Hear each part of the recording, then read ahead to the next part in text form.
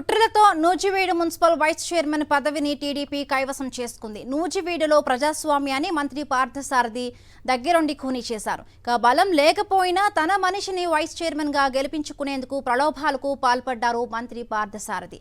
తీవ్ర ఉత్కంఠ నడుమ 30 మంది కౌన్సిలర్లు ఎన్నికకు హాజరయ్యారు. 2 వైఎస్ఆర్సీపీ కౌన్సిలర్లు గైర్హాజరయ్యారు. 14 మంది వైఎస్ఆర్సీపీ కౌన్సిలర్లలో టీడీపీకి 1 వైఎస్ఆర్సీపీ కౌన్సిలర్ ఓటేశాడు.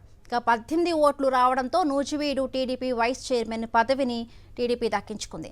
వైస్ చైర్మన్గా పగడాల సత్యనారాయణ ఎన్నికయ్యారు. గతంలో వైఎస్ఆర్సీపీ నుండి గెలిచిన వైస్ చైర్మన్గా పనిచేశారు పగడాల సత్యనారాయణ. ఇప్పుడు ఆ పగడాల సత్యనారాయణనే టీడీపీలో చేర్చుకొని వైస్ చైర్మన్ చేసింది టీడీపీ.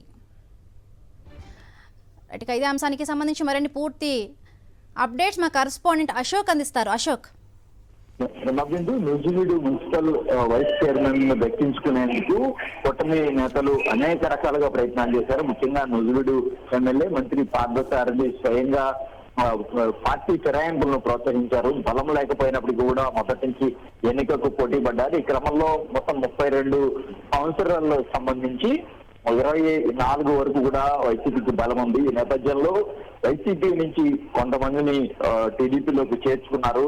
ఈ క్రమంలోనే ఈ రోజు ఎన్నికకు వైసీపీ నుంచి 14 మంది కౌన్సిలర్లు హాజరయ్యారు. మరొక 2 హాజరు కాకుండా కుట్ర పన్ని ప్రలోభాలకు గురి చేసి వారిని నిలువరించిన పరిస్థితి. అదే సమయంలో ఈ 14 మంది నుంచి కూడా ఒకరిని టీడీపీకి ఓటు వేసేలా కూడా ప్రోత్సహించారు. గతంలో వైసీపీలో మున్సిపల్ వైస్ చైర్పర్సన్ గా చేసిన పగడాల సత్యనారాయణ ఎవరైతే ఉన్నారో అతన్ని టీడీపీలో చేర్చుకుని మళ్ళీ తిరిగి ఈ రోజు అతనికి వైస్ చైర్మన్ పదవిని కట్టబెట్టిన పరిస్థితి. మొత్తానికి కూడా పూర్తి స్థాయిలో నూజివీడు మున్సిపల్ వైస్ చైర్మన్ ని గెలిపించుకోవడం కోసం పూర్తి స్థాయిలో కూటమి ప్రభుత్వం కావచ్చు, కూటమి నేతలు కావచ్చు కుట్ర చేశారని చెప్పవచ్చు. అనేక రకాలుగా ప్రలోభాలకు గురి చేసి ఎట్ట పరిస్థితులైనా గెలవాలనుకున్నారు. ఆ క్రమంలోనే ఈ రోజు వారు మున్సిపల్ వైస్ చైర్పర్సన్ గెలిచిన పరిస్థితి కనబడుతుంది. Right, thank you Ashok.